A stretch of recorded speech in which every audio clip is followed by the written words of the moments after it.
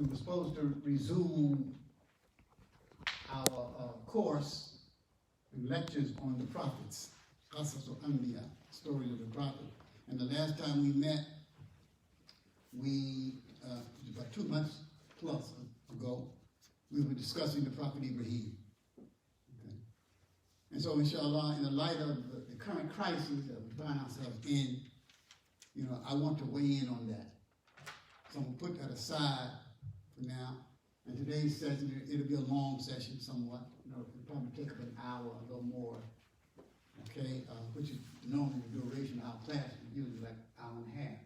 You see, so I might be able to do it in an hour, But I want to weigh in on this on the political brutality and the racial injustice that's going on. Okay, that culminated, a couple of weeks ago with the murder of George Floyd. So I want to weigh in on that because I think it's something important that needs to be addressed. And of course, people all over the country and all over the world, even the president of Turkey weighed in. I was shocked. Erdogan, he weighed in and sent his comments on the issue. This is so powerful. It touches people who have any humanity, and that's why when you look in the streets, at all these demonstrations, you see all kinds of people, black, brown, people of color, white. It doesn't matter. People outraged over what's going on.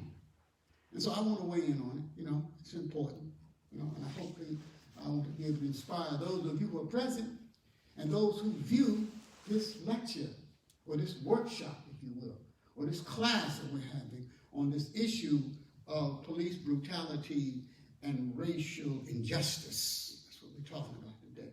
I want to start first by reminding us that the Prophet ﷺ, was very sensitive to injustices. He was always concerned about people being oppressed or treated unfairly. And he was always ready to intervene and do his part to set things right.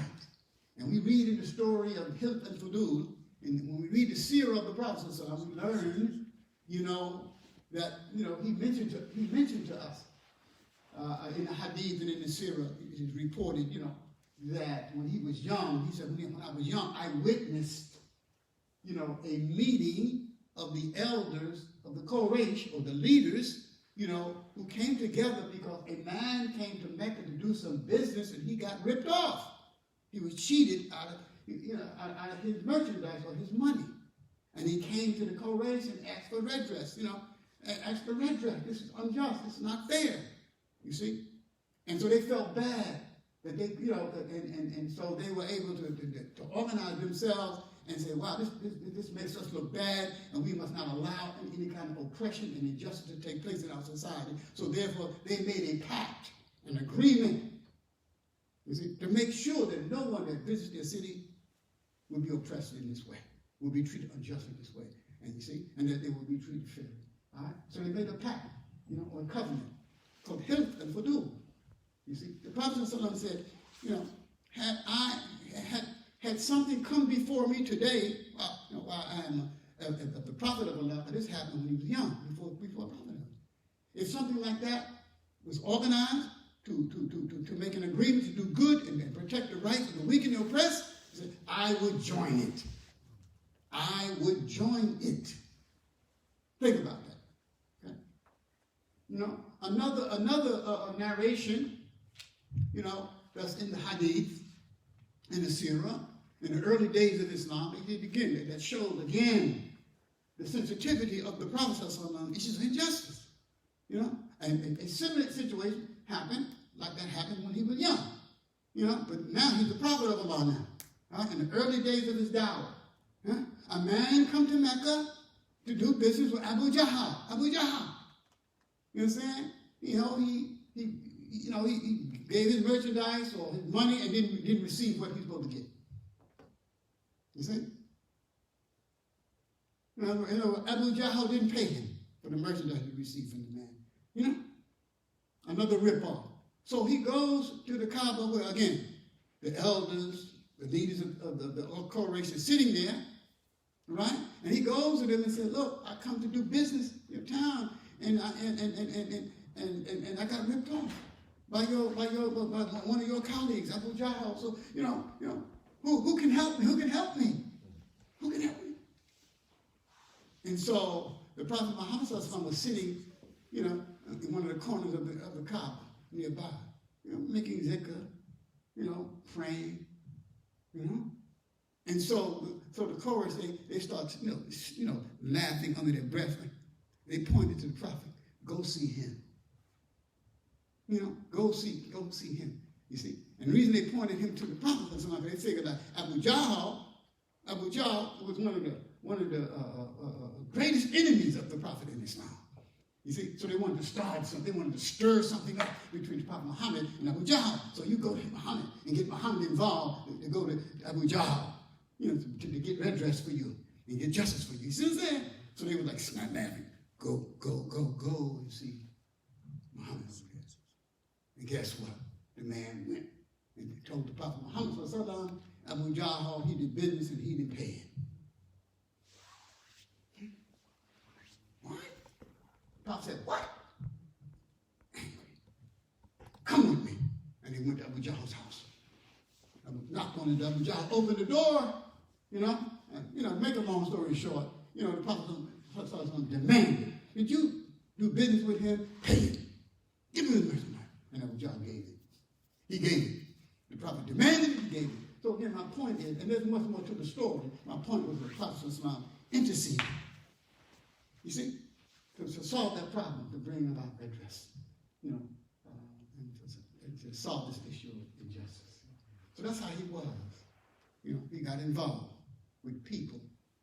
He got involved with people that needed his help. See? So, I wanted to give you that verse. And Allah says, Ya ayyuhalladhina amanu kunu, Ya ayyuhalladhina amanu kunu qawamun bil qist. Oh, you believe. Stand up firmly for justice. Okay? Stand up. Be firm. Stand up. See? Qawamun. Stand up. Bil qist for justice. Stand up. Be firm. Be advocates. You see? Be defenders of justice. Help the oppressed. Help those people who are being treated justly. This is the commandment. You see? So we have the example, from the Prophet ﷺ.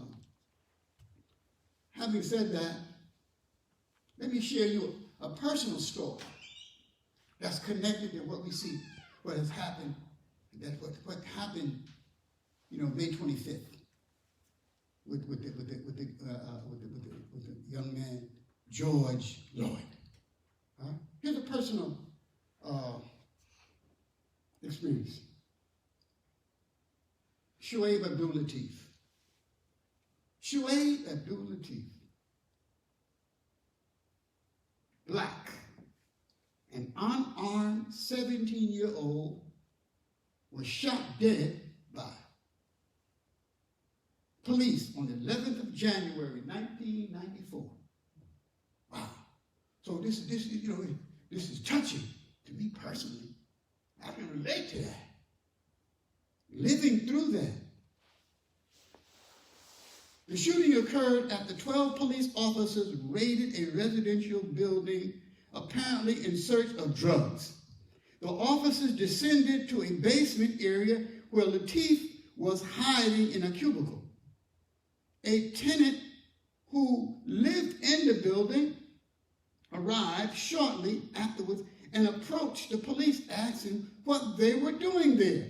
According to her testimony, Latif began to raise from a stooped position. When he heard her voice, he stood up with his hands raised.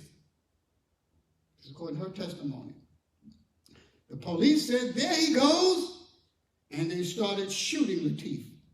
And Latif was shot twice and fell forward to the ground. She then heard a third shot, and then two more shots. This tenant was the only civilian eyewitness to the shooting. It was later established that 4 officers had discharged their weapons. One officer, Sherman, was shot in the thigh, I guess friendly fire, okay? A police weapon, although it was not established how this had occurred. In March 1995, a grand jury concluded that no criminal charges should be brought against any officers involved in the incident. We were devastated, man. The Brooklyn District Attorney afterwards issued a statement stating that the grand jury had reached its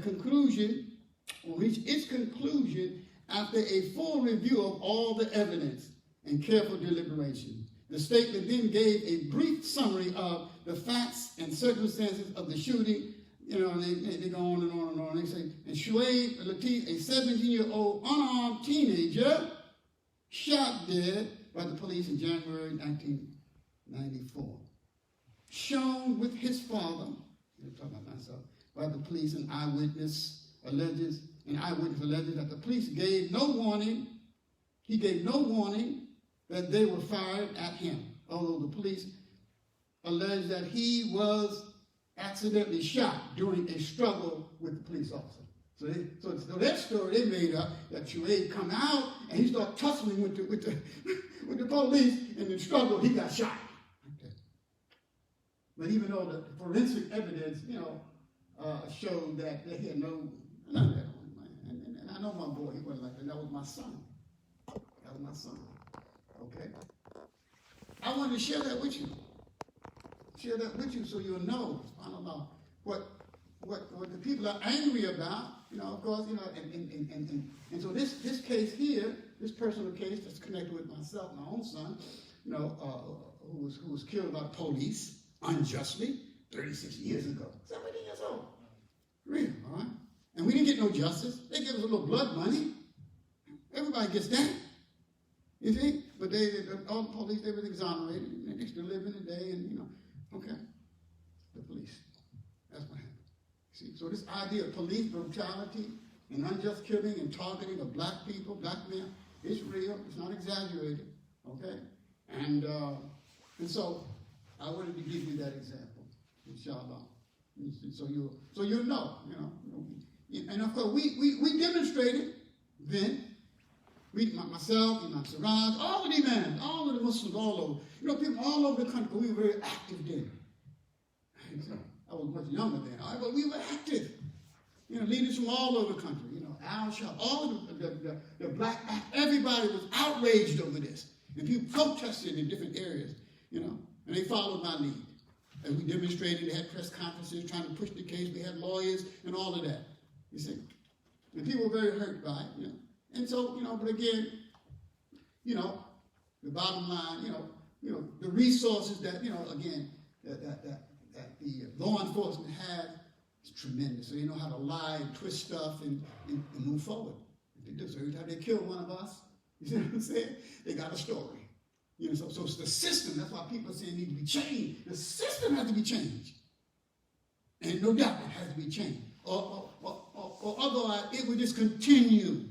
And they'll give every family blood money. They give you blood money. You know what I'm saying? They call it civil, settlement. You see? But you lost your loved one. And they continue to do what they do. And they got plenty of money. They got plenty of money to give away for killing people. They don't stop them. You see? So definitely there needs to be a change. There needs to be a change. I want us today to look at what's going on, even with the rioting and the looting and people going off and the burning and all of that. That's minor. Most of the people out there ain't doing that, but that's minor in comparison to what they done did to black people. Nothing. So I want us to look, even though, we look at that and say, no, they shouldn't be doing that. You should have to do it. Yes, no. We should demonstrate, we should protest. The way we can express our outrage, our anger, our frustration. Yes. But we got to do more than that. When it's all over, when these demonstrations are over, we have to continue to be active. Can't go back home and take a drink. and think, okay, then the next one. And that's what they bank on. That's what they bank on. These people ain't going to do nothing. They're going to yell and scream. Common people. But they ain't organized. You know, they're not behind the leader, leading the way, or leaders, you know, like we had back in the days. I'll come back to that. But I want to put it all in context. You know, in other words, the anger, you know, the justification for the anger and the outrage and getting to the level where we're tired, we can't take no more. Getting to the level where you broke the, it's the straw that, this incident is the straw that broke the camel's back, as they say, right? Nothing's enough. Why did it happen? It doesn't matter. It happens when it happens. People say, nothing's enough. We tired of dying. We tired of losing our children and our loved ones at the hands of the blue wall of silence. This institution that's unfair, that's very systemic in its racism, and brutalization of people of color. Bottom line is real. So let's put it in context, okay? So I want to share with you a document, a resolution, or a formal apology from the United States government. And I'm sure most of you probably don't know nothing about this. A formal apology for slavery and what we went through as a people. And I was struck, as I went over it, I was struck by the language that they used. Okay? So follow me, okay? And I only took some of the excerpts from the document, all right, just to make my point. See, so you'll get it, and the people that hear this lecture will get it, okay? All right? Because unfortunately, we don't read, we don't follow up, we don't know what's going on. And all we can do is we always end up reacting to situations as opposed to acting with knowledge and insight and being organized and being strategic in terms of what we're doing and what we're trying to accomplish. So let me just go through the document right quick. And I want you to reflect on the language that's being used and take notes. Okay? So this is a document, that both houses, the Senate and the House of Representatives, in 2009, at the 111th Congression, they met. And this is what they agreed upon. All right? So here's what they said. Whereas forced into slavery, brutalized, humiliation, dehumanized, and subjected to the indignity of being stripped of their name and their heritage, they devastated us as a people. So they're admitting that. Hey, let me move on. Whereas many families were torn apart, separated, and sold separately. Whereas the system of slavery and this visceral means deep-seated racism in them, in their DNA. Okay? Visceral racism against people of African descent upon which it depended became enmeshed in the social fabric of America. There's no denial, brothers and sisters. There's no denial, people. This is our government. They said, hey, it's enmeshed in the society. This racism.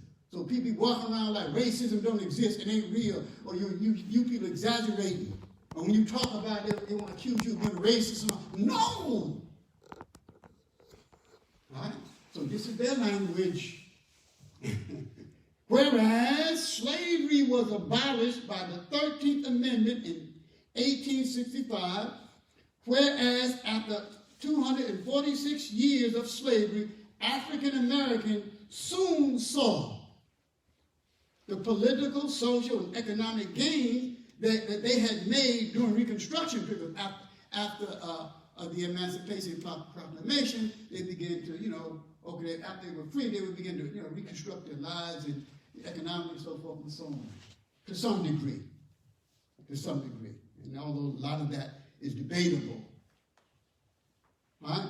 But all of those things, again, during Reconstruction, evaporated.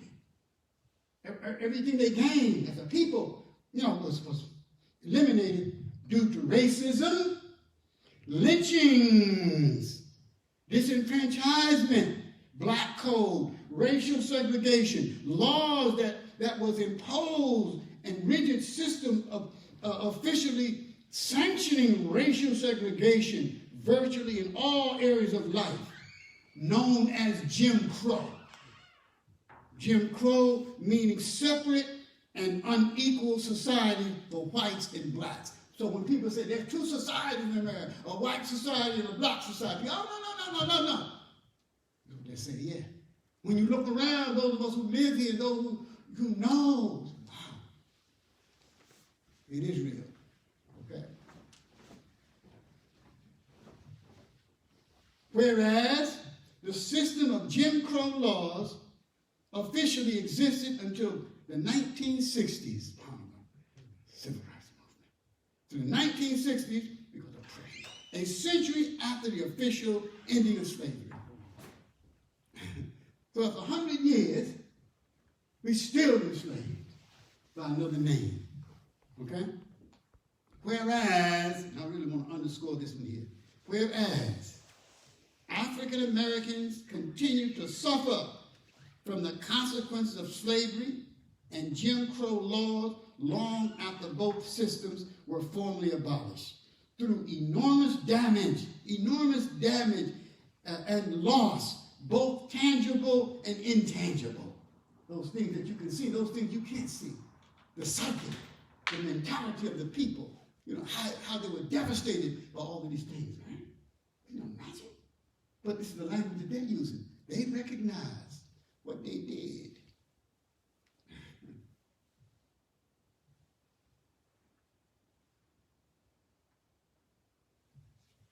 Including the loss of human dignity and liberty.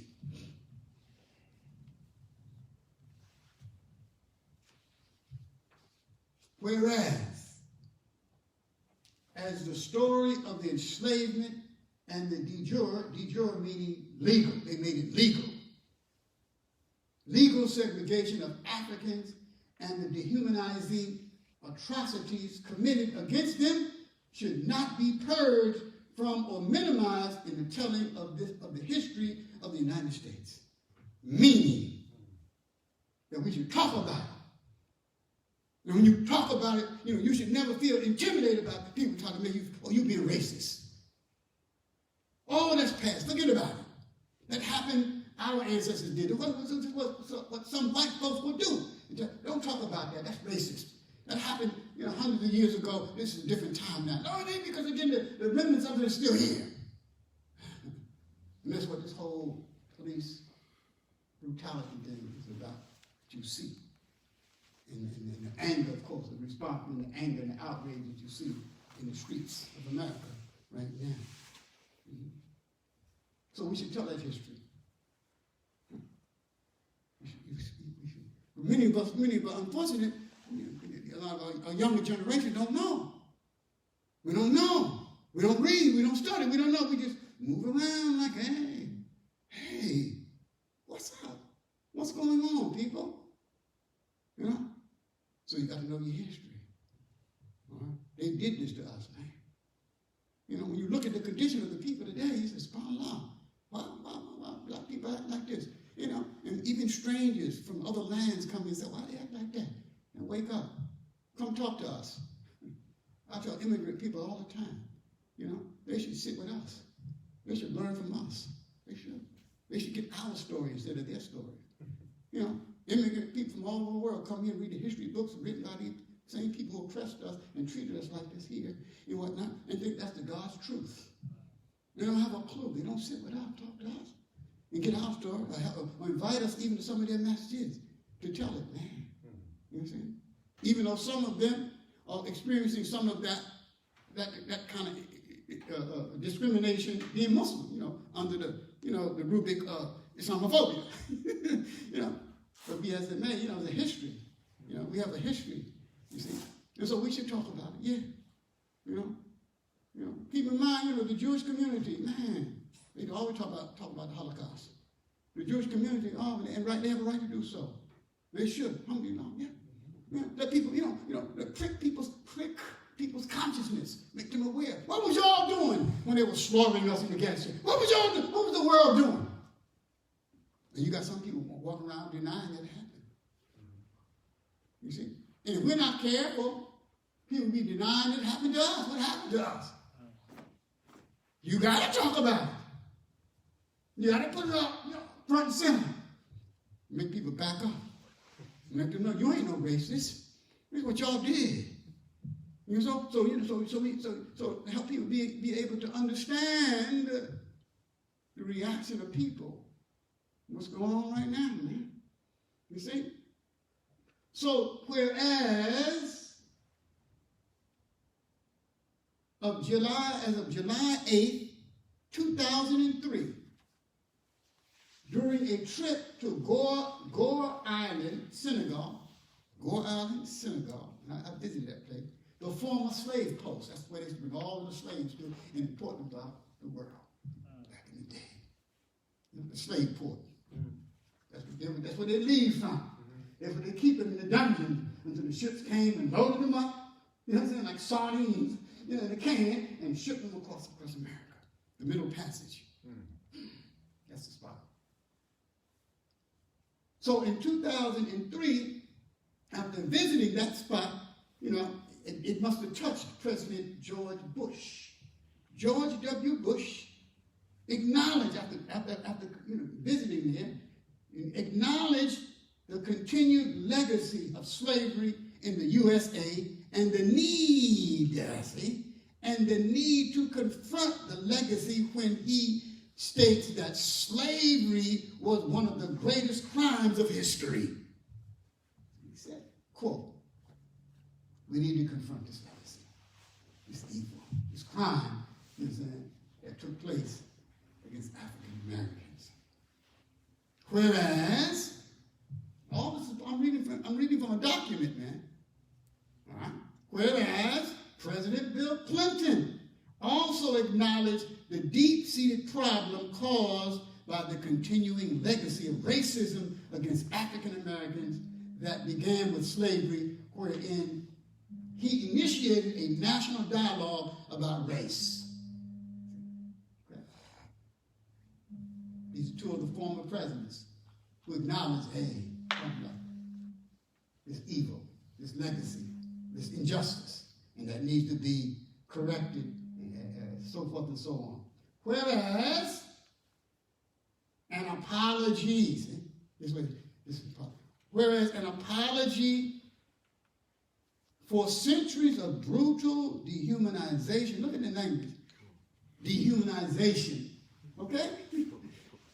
And injustice cannot erase the past, but confession of the wrong committed and a formal apology to African Americans will help, hopefully, build or bind the wounds of the nation that are rooted in slavery and can speed up racial healing and reconciliation and help the people of the USA understand the past and thus honor the history of all people of the United States.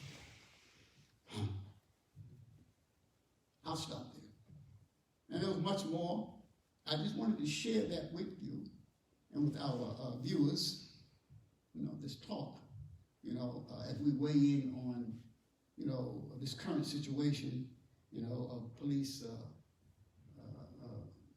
brutality and racial injustice, and the reaction to it, the outrage, the anger, and the frustration that's going on. I had some excerpts, that I was putting together, and maybe at another time, just to give you some examples of what took place after the Reconstruction period, you know, or after slavery, and, you know, during Reconstruction period, when black people were trying to, you know, empower themselves and build themselves up, you know, then the emergence of the Ku Klux Klan and those kinds of groups came, you know, they began to intimidate, terrorize, you know, and put fear in the hearts of the African American people.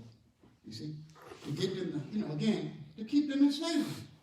You see, to deny them their rights. You know, to put fear in them. That's what they did. And part of the tactics that they used to put fear in other people, they lynched us. They lynched us like crazy. I mean, like hundreds and thousands of innocent people were lynched for minor things. You know? Or for nothing at all, just being black. People were lying on us. So they lynched us. And I read a beautiful article where it talked about who attended the lynchings. Because the lynchings became spectacles. People come out and watch. And they have, you know, 4, 5, 6, it all depends. And lynch black people. And who would come out to view this? It wasn't just white men, white redneck men from the Ku Klux Klan. No, they had their wives and their children watching, sniggling and giggling and yelling. And how they would dismember some of their limbs and use them as trophies and whatnot. But the kids would be there looking and, you know, looking at the flies flying around the noses and the eyes of some of the dead corpses hanging from those tree limbs. And they were laughing and giggling. Yeah, mommy, yeah. It became a spectacle. And I'm just paraphrasing some of this, because I have some detailed information. You know, some of this stuff was documented by one of our icons, you know, of the early struggle of our people, W.E.B. Du Bois. In one of his books, he mentions some of these incidents. So this is the context that I want us I wanted to share with you so that we can look at the bigger picture of what's going on and why people, you know, upset and outraged and doing what they are doing. Now, even though a formal apology was given, supposedly, I don't know how that impacted the community, because most people never heard of it. You know, most African American is unaware of it. And I'm sure I'm going to get some feedback. I never knew that. Where'd you get that from? Okay, all right. Yeah, you can Google it up. You'll find it. Okay, all right. All right. And then the hope in this document is that it would, by confessing for the crime that was committed against us, hopefully this would bring about some kind of healing. All right. So this was the idea. Okay. All right. Or the hope. All right.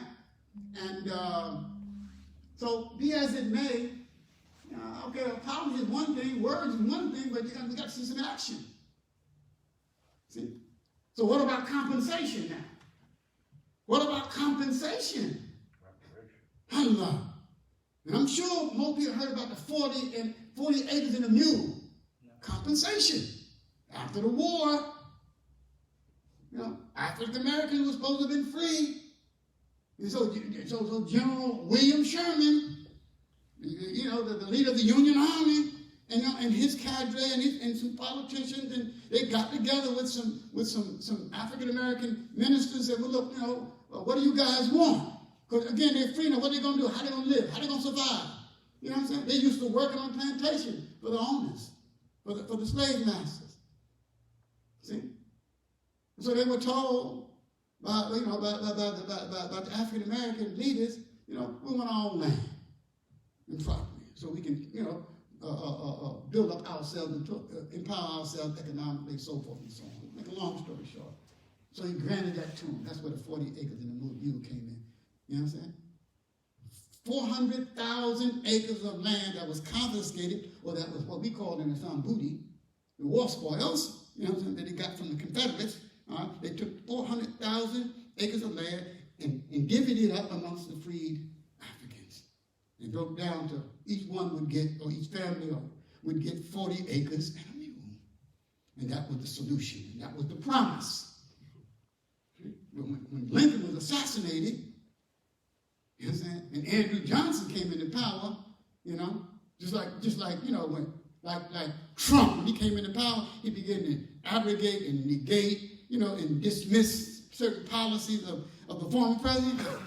He came in, you know, because he was beholden to who? The white landowners who lost their property. They wanted their property back. They lost the war. They lost their slaves. They lost their land. They had nothing. So deals were made, backroom deals were made, and you see, and so they abrogated, you know, that promise. You see, they reneged on that promise. Some say they tricked them. They never intended to give them that anyway.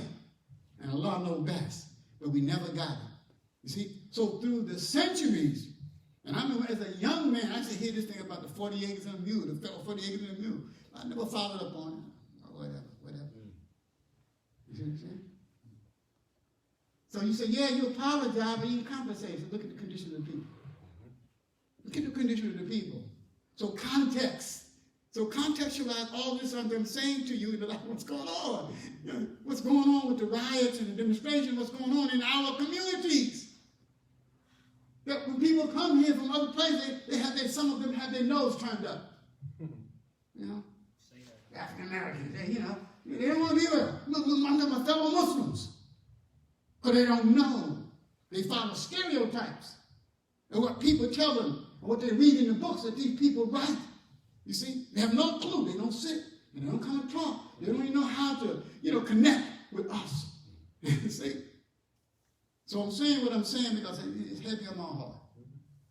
It's heavy on my heart. I'm getting old now. I don't know how much time I got. I have to say what's on my heart. Say what's on my mind. Allah said, oppression is worse than slaughter. Imam Jamil said all the time, oppression is worse than slaughter, man. To oppress people.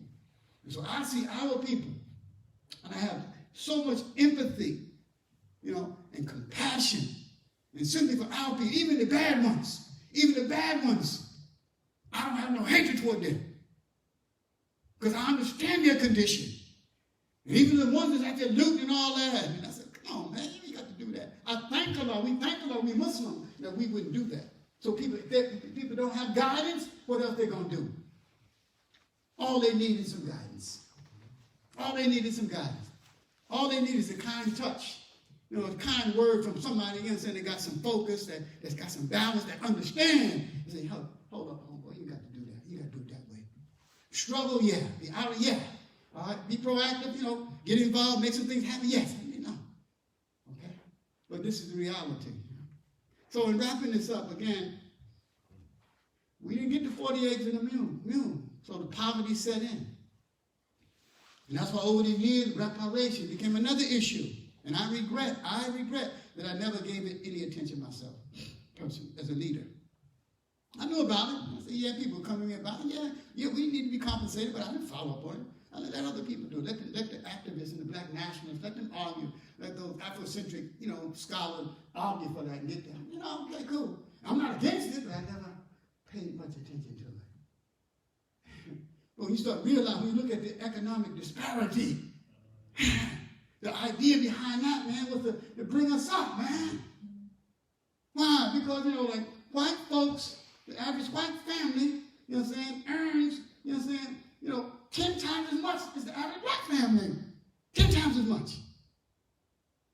And the average college-educated family, a college-educated person, earns 7 times as much as a college-educated black person. Look at the disparity. So compensation, so with reparations, they need to pay us. That's the issue with reparations.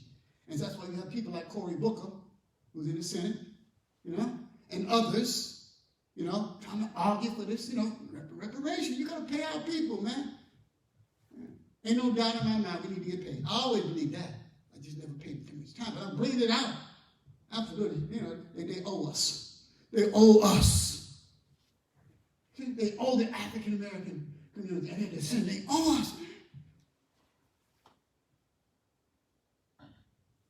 We have a right to that wealth, man. You know, we built this country. We built on our backs. We were righteous on that. You know, and we need it to uplift us. And we never got it. So you can apologize all you want. You know, words don't mean anything without any action. And so enough action has not taken place to compensate what we've been through, what they have admitted, as I read to you, they've done to us. Now, how are we going to straighten all this out? So people naturally are tired. They're tired and they're outraged and they're going off. And, you know, I look at it and say, mashallah. Sometimes they got to be like that.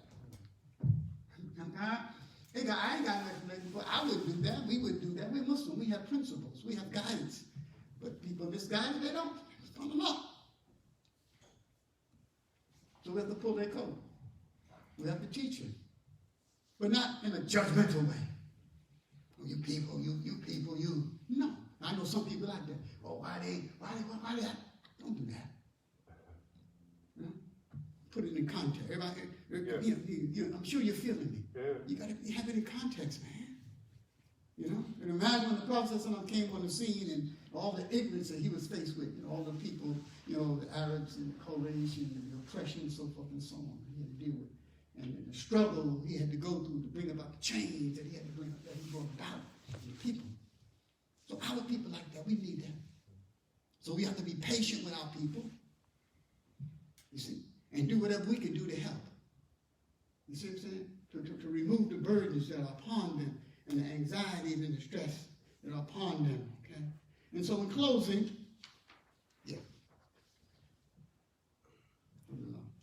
in closing, what is the way forward? What is the way forward, brothers? What is the way forward, people? Tearing up and burning stuff down? No, that ain't the way forward. That ain't the way forward.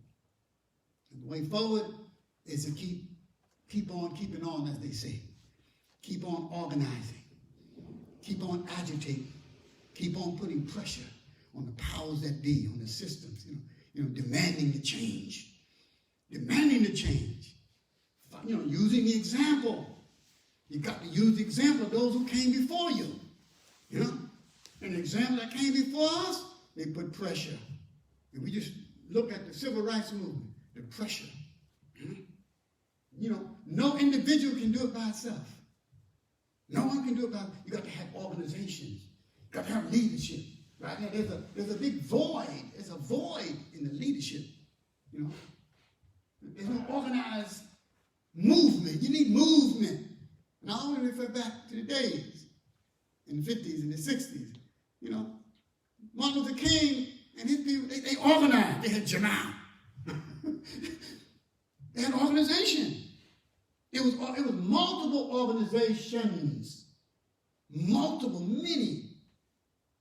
There were multiple icons or multiple leaders or multiple voices on the same page in terms of social justice, equality, you know, fighting against racism. They may have had different tactics, nonviolence, and you know, I mean, you had the Panthers, and you had the Republic of New Africa, and you had all these different groups. You had the NAACP, and you had CORE, and you had the National Urban League, and you had this, and you had that, and you had Malcolm, you had King, you had Stokely Carmichael, you had Smith, and you had Imam Al-Amin, you had all of these voices. So there was a movement that made the difference. And so the pressure of that movement, and you had Elijah Muhammad, you had all this, subhanAllah. So people were moving in Jama'ah. People were moving in organizations behind leadership. And in each organization, they had multiple leaders, multiple spokesmen. They had one person. Maybe some became more prominent, others, but everybody was speaking. And everybody was moving. And so that kind of pressure brought about the change. Brought about the change.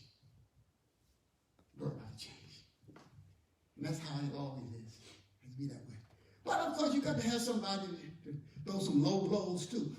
As one of the imams said years ago. Sometimes some of us can operate on the what's it called, like the transparent above board level, and sometimes some of us got those low lows. You know what I'm saying? Get people's attention. You know, like I said, the squeaky wheel gets the oil. The squeaky wheel gets the oil. When you make noise, you know, so we have to continue to put pressure, but putting that pressure on, but we have to be organized. And that's for Muslims and non-Muslims. You got to be organized. You know, when I go back in the 60s, I think, and I look back at the different, models that we had and the workers, and I tip my hat to them today. You know, I'm not talking about Muslims, I'm talking about non-Muslims. You know? And I remember the days that, even in the early days of the Majlis Shura, in the early 90s, the Majlis Shura, Islamic Leadership Council of New York, we corroborated and we built coalition with everybody. We worked together, on these social issues, on speaking out against war, the wars that the American government was involved in, we felt was unjust, and we would come out, and the police brutality that was going on in the community, even beyond my son Shoaib and other, Ahmed Diallo and many others. We were on the front line, hunting, making noise, And I think about all of those heroes, and to me, they're all heroes. And make no mistake about it. Al Sharpton, he was, come on, Reverend Daughtry, you know what I'm saying? Alone Bay Brass. I remember when my son got to all of them leaders, all over. They came to me, Imam, what you want us to do? Imam, what you want us to do? They were there. Along with, my friends and colleagues, Imam Siraj, Imam Ibrahim, Imam Ali Rashid, 160. We were all there, man. Even Minister Farrakhan called me. I remember. You see, organizations, man, being connected. That's how we have to be. So when we move in organization, move in organizing, it makes you strong. You're powerful, man. You're powerful. Having coalitions, working together, supporting each other. That's what we need now. And from the mid-1990s to now, between 20, 25 years, there's been a gap. There's been a void. There's been no movement in the black community. Black Lives Matter is a recent thing. And so, again, and they're doing what they're doing. I don't know what they're doing, but I'm sure they're doing something. They're advocates, okay. But we need to ask, what can we do to help? If y'all going to be, because Black Lives does matter. So I'm concerned with that. And I ain't got no problem with anybody joining Black Lives Matter as a Muslim and say, hey, man, what can we do to help y'all? What y'all want from the Muslim community? We don't need to be spectators because we black. We black. You know what I'm saying? We get harassed by the police. We are affected by this oppression like everybody else, man. And even if we wasn't, it's our duty to stand up for justice, man, and assist the oppressed. You see? So this is what I wanted to say today. I wanted to share with you, and I'm very, I'm speaking from the heart, again, because again, there's a lot of work to do, And I really want to just end by again, when I say there's a gap, when I say gap in terms of leadership, I'm talking about the young people. I'm not talking about Sharpton and Daughtry and Siraj and me and subhanAllah, even though we're still around, yeah. We're still around. Some of us have passed on, some of us are still around. Muslim, non-Muslim. We're the elders. We got experience, man.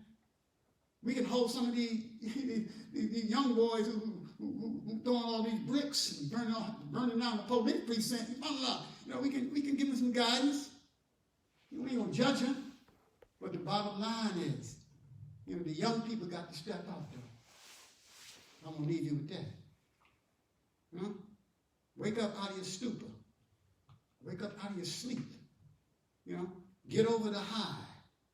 Get over the high. Get over the hang-up, man. Get over that stuff. Get organized. It's the youth that's going to make a difference. And I don't mean the ones that out there telling us, no, they ain't going to make a difference. They're going to lock you up, put you in jail. That's what's going to happen, ultimately. And paint the rest of us, all of us, in a bad light. You heard what Trump said. Dogs. When they start looting, it's time to start shooting. How you going to say something like that? That's what he said. Show you where his head is at. And all he does is add fuel to the fire. So young people got to step up. See? In the 50s and the 60s, it was the young people that made a difference. You know, when Malcolm and King got started, when they got started, you know, with organizations working on behalf of our people, they were in their mid-20s, man. They were 25 and 27 years old. They were young. And although they joined them, all those brothers who, you know, like Huey Newton and the founder of the Panthers and Stokely Carmichael, they were born in the 40s, man. All of them icons. So when they got started, they was in their 20s, man. When King and them got started, what they were doing in terms of civil rights activism, Stokely Carmichael and them was their students, man. They were the next generation. And they were born in the late 30s and early 40s. I mean, they was in their 20s, man. All of them giants, man. They made a difference. They didn't waste their youth away. You see? They were productive. And they made a difference. They made a difference. They made a difference, man. Things happened. You know, there was a movement. They want to change. You see? In order to do that, in order to make that happen, we have to make the commitment. So you young people. When I say young people, I'm talking about those in your 20s, in your 30s, in your 40s, and maybe some of you in your 50s. And the elders are, you know, we still here. We still here making some noise, trying to make a difference and whatnot, but it's really going to be up to you. You know, and you have to, you look at the world we're living in. Look at the world we're living in. You got children. You got sons and daughters of your own, or you're going to have sons and daughters of their own. How long can this go on? Do you want your son to grow up to be harassed and brutalized and shut down? You know what I'm saying? Because he or she is black. Because this system is still intact. We didn't change it. And it can be changed. It can be. See? But you got to be on it 24/7. You can't stop. Some of us haven't stopped. Some of us haven't stopped. We've been going 5 decades plus. That's why I tip my hat. Kudos to all of those great leaders in our community, black and otherwise. You know, they're still struggling. They come out and say something, you know, and try to, you know, advise the young people. You see? But it's not our time. It's not our time. It's your time. Those of you who are in your 20s, again, those of you in your 30s and your 40s, it's you. You're the youth. You're the future. You can't make a difference. You can make the change. You see? But we got to be organized, though. You know, get with join an organization. You know, build a movement, make it strong. You know, fight the good fight. You know, set some goals. You know, fight the good fight, man. Don't live an empty life. A life that's just casual. And that ain't how we're supposed to be. We're supposed to be purposeful people, especially as Muslims. Purpose. And being connected with a cause, the cause of justice and good for people. So I close on this note with the Prophet. He said, when someone asked him, who does Allah love the most? Who does Allah love the most? And the Messenger of Allah said, the one that benefits others. The one that benefits others, meaning the one that cares for others, the one that does for others, the one that goes outside of himself and looks out for people. The one that one that does things that people benefit from. That means you can't be an individual. So be of those whom Allah loves. You see? And the Prophet also was asking, what is the best act? What is the best act we can do? And the Prophet said, the best act that Allah loves. And the Prophet said to remove an obstacle from the path, or to make someone happy, you see, or to take care of their need, you see, to remove a debt, you see, or to feed a person that's hungry. Service. See, service. That's what the black community need, workers. So the Islamic community need workers, bottom line. Not those who just sit in the mosque and zikr all day. No, we got to get active and working. We're living in a real world. Real world. You see? And we can make the difference in terms of change. We have to become more proactive.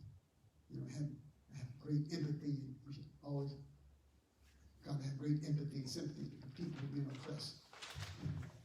Not to condone their wrongdoings in their tranquility. No. don't get confused. You know what I'm saying?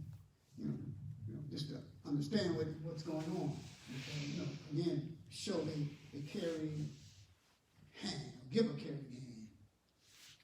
What you need, I can help you. That kind of approach. We've suffered a long time, man. And we're still suffering. And I see the people out there in the street, they're still suffering, man. Even in their ignorance, they're still suffering. But there's a lot of good people who mean well for black people, from other ethnic groups. And they ain't caught up in no color thing. It's about the humanity of people. And they want to do so. They're sick and tired too. And they ought to be. We live in an integrated world. And of course, we know Islam teaches that racism has no place in Islam. It just has its place in the hearts of some of us Muslims who have weak iman. Who have weak iman. And we know this was not the way of the Prophet. The Prophet fought against that. You see. But of course, again, it's in this society, it's real, and we feel the effects of it. See? So we have to work for change. And so part of work for change, even for our own community, in the broader community, being involved and being connected with the struggle for change, to remove the racism, to remove all the injustices that we see. We have to do it, inshallah. May Allah bless you all. May Allah allow you to receive and be receptive to the things I've said and shared with you today. May Allah raise us up. May Allah help us guide our people. May Allah, again, remove the calamity that is upon our world. The ummah, the global ummah, all of the people. This demon, this virus. But you see the people out there, protesting, they're not even thinking. They're so angry. They're so angry, man. They ain't thinking about covering their mouths and their faces. Many of them. Look, you say, wow, look at this crowd. I thought we were supposed to be 6 feet apart. Man, how did this happen? People just, they don't care. They don't care. They lose it, man. That's a level. You should never get that like that, man. People lost hope. That's what the anger is about. I'm tearing up stuff. They lost hope. What? They got nothing to lose. You slaughter my brother. You choke him to death. The man is on the ground dying. And another thing, subhanAllah. All 4 of those officers should be arrested. All of them. Yes. All of them. All of them are guilty. Guilty of saying because they're accessories to the crime, man. They should have watched it. And yet all of the bystanders and the people around them saying, yo, man, let the guy breathe. I mean, the man was on the ground crying, calling on his mother, man. Mom. I heard that on the tape.